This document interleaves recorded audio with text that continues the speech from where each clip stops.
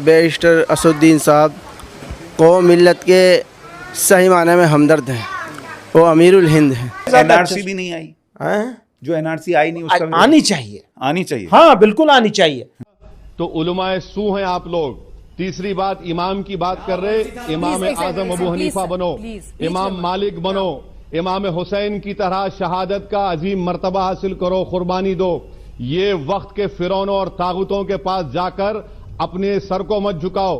पत्रकारों को टाइम थोड़ी मिलेगा, दलाल किसको टाइम देगा? दलालों को, क्योंकि दलालों को दलाल ही बुलाते हैं और दलाल ही एक दूसरे की सुनते हैं। सदर जमीयतुल उलमा मौलाना महमूद मदनी साहब के बयान के बाद सोशल मीडिया पर खूब हंगामा हो रहा है। सब लोग मौलाना महमूद मदनी पर गुस्सा हो रहे हैं कि एक ऐसे वक्त जब मुल्क के हालात बहुत नाजुक हैं, मौलाना को इस तरह का बयान नहीं देना था। मौलाना मदनी के बयान के बाद मौलाना सज्जाद नोमानी साहब, दारुल उलूम देवबंद के नाजिम मौलाना अबुल कासिम नोमानी साहब, मुफ्ती इस्माइल कासमी साहब और दूसरे उलमा ने मौलाना महमूद मदनी साहब के खिलाफ बयान दिया है। उलमा ने कहा कि मौलाना महमूद मदनी ने जो हरकत की है या कर रहे हैं वो मुनासिब नहीं है। मौलाना महमूद मदनी ही की नादानियों की वजह से जमीयत उलमा दो हिस्सों में तकसीम हुई है। मौलाना महमूद मदनी के बयान की मुखालिफत करते हुए उन्हीं के नजीबाबाद ज़िला बिजनौर के जमीयतुल उलमा के सदर मौलाना असजद रहमानी कासमी साहब ने अपने ओहदे से इस्तीफ़ा दे दिया है। अपने इस्तीफ़ानामे में मौलाना ने लिखा कि मौलाना महमूद मदनी साहब के इस इंटरव्यू से मुल्क के लाखों करोड़ों मुसलमानों का दिल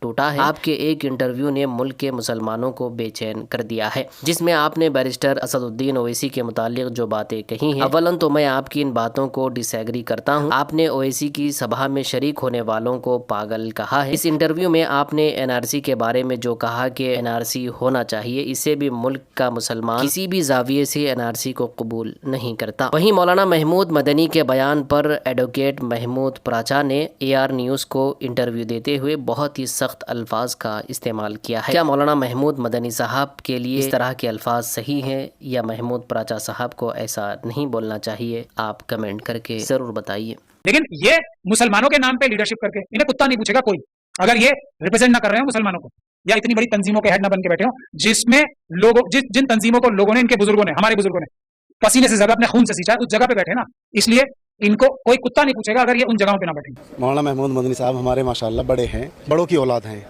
बड़ी निस्बत साथ है। अलबत्ता ये है कि मौलाना महमूद मदनी साहब ने जो बयान दिया है उस पर हम 1% भी सहमत नहीं हैं, इसलिए कि हम जमीयत के प्रोग्राम है, भी सदर साहब ने बताया हमने जमीयत का प्रोग्राम किया। महमूद मदनी साहब की वजह से जमीयत दो हुई और महमूद मदनी साहब जमीयत से आज रिज़ाइन दें, सदारत से आज इस्तीफ़ा दें, महमूद मदनी साहब फिर पार्लियामेंट का, विधानसभा का चुनाव लड़ें, उससे महसूस हो जाएगा ओवैसी साहब में और महमूद मदनी में क्या फ़र्क है। दूसरी चीज़ यह है, मतलब जो है बैरिस्टर असदुद्दीन ओवैसी साहब ने जिस दिन से चुनाव लड़ना शुरू किया है उस दिन से आज तक एक मरतबा नहीं हारे, और मौलाना महमूद मदनी ने एक मरतबा चुनाव लड़ा था। मैं शायद कम पढ़ा लिखा में बता दें, 2 मरतबा चुनाव लड़ा है। उनसे मालूम कीजिएगा दानिशमंद लोगों से, वो आपको कितना वोट मिला था। दूसरी बात यह है कि हम तो अपने दिल से जमीयत उलमा हिंद का सदर मौलाना अरशद मदनी साहब को मानते हैं और मौलाना अरशद मदनी ही असल जमीयत के सदर हैं, वही इस लायक हैं। तो बहरहाल मौलाना महमूद मदनी साहब का जो बयान है वो एक बयान तो है देते नहीं, उनका तो आए दिन का बयान है CNRC का। उन्होंने कहा हम हुकूमत के साथ हैं, अब बताओ इस पर इत्तेफाक कैसे करें। अस्सलाम वालेकुम रहमतुल्लाहि व बरकातहू। मौलाना महमूद मदनी साहब का वीडियो देखा, बात अगर सिर्फ असद साहब तक, इमाम तक होती तो ठीक, कोई मसला नहीं, क्योंकि पिछले मरतबा भी उनका जो रुख है वो उन्होंने साफ किया था। हालांकि बहुत ऑब्जेक्शनेबल चीज़ें थी जो असद साहब और मजलिस के बारे में मौलाना ने कहा, लेकिन बात यहाँ तक नहीं है। अगर आप पूरा देखेंगे तो ऐसा लगता है कि ये पूरा वीडियो एक तो प्लान है जो मौजूदा हुकूमत को या मोदी को सपोर्ट करने के लिए है, या फिर ऐसा है कि मौलाना को करंट अफेयर्स पे उनकी ना नज़र है ना नॉलेज है। क्योंकि जिस तरीके से उन्होंने प्रशांत सिन्हा को इंटरव्यू दिया, वो एक तो खुद एंकर जो है वो क्रिमिनल है, दूसरा आप देखें कि कई सवालों के जवाब हमारे आम लोग या हमारे आम स्टूडेंट, आम बच्चे देंगे, वहां पे मौलाना ने हर चीज को इस तरह से कबूल किया, हाँ ठीक है ठीक है ठीक है। तो ये अजीब सा लग रहा था मुझे। इस बात के लिए भी हैरत है कि मौलाना को 500 दुनिया के जो 500 इन्फ्लुएंशियल पर्सन है उसमें 16वें नंबर पर बिठाया किसने। एक चीज समझिए आप, एक मौलाना ने कहा कि अगर नुपुर शर्मा को सजा हो रही है तो उन लोगों के खिलाफ भी एक्शन होना चाहिए जिन्होंने शिवलिंग के बारे में बोला है। मौलाना शिवलिंग जो है वो ज्ञानव्यापी मस्जिद का जो मामला है उसमें यह है कि दूसरा पक्ष ये कहता है कि वो शिवलिंग है और मुसलमान ये कहते हैं कि वो वुजू खाने का फव्वारा है। तो जैसे ही आप ये कहते हो कि वो शिवलिंग के खिलाफ, शिवलिंग की जिसने मजाक किया उसके खिलाफ भी एक्शन होना चाहिए, आप वहां पर ये मान रहे हैं कि वो शिवलिंग का जो मतलब ज्ञानव्यापी में जो फव्वारा है वजू खाने में लगा हुआ वो शिवलिंग है। तो आपको चाहिए कि ऐसे हसास मामले में एहतियात के साथ बात करें। हम बहुत छोटे लोग हैं, हम आपको सजेस्ट तो नहीं कर सकते हैं, लेकिन ये पूरा जो इंटरव्यू ऐसा लगता है कि पूरी तरीके से जो है कहीं ना कहीं फिक्स गेम है। मौलाना को चाहिए कि एनआरसी पर उनका जो स्टेटमेंट है वो भी बहुत ज्यादा थ्रेटनिंग है।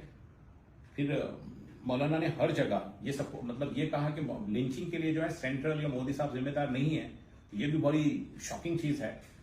तो मुझे जाती तौर पे इंटरव्यू देखने के बाद ये लगता है कि ये एक तो इंटरव्यू फिक्स है या फिर मौलाना को अभी मुसलमानों के हालात का सही जायजा नहीं है। इतना मतलब जिस बंदे के साथ उन्होंने वो पॉडकास्ट किया है वो खुद एक क्रिमिनल एंकर है, तो आप कुछ समझना चाहिए था कि उसके पास जाए तो आप एक अच्छी तैयारी के साथ जाए। आप इतने इनोसेंटली कह रहे थे कि नहीं फिर मुझे पता नहीं, या ऐसा हुआ क्या? अगर ऐसा हुआ होगा तो फिर मोदी साहब सही है, फिर गवर्नमेंट सही है। तो यार ये मौलाना का जो रुख है बड़ा अजीब व गरीब है। मौलाना को चाहिए कि इस मामले में रुजू हो और लोगों को इसका क्लैरिफिकेशन दें। बहुत शुक्रिया।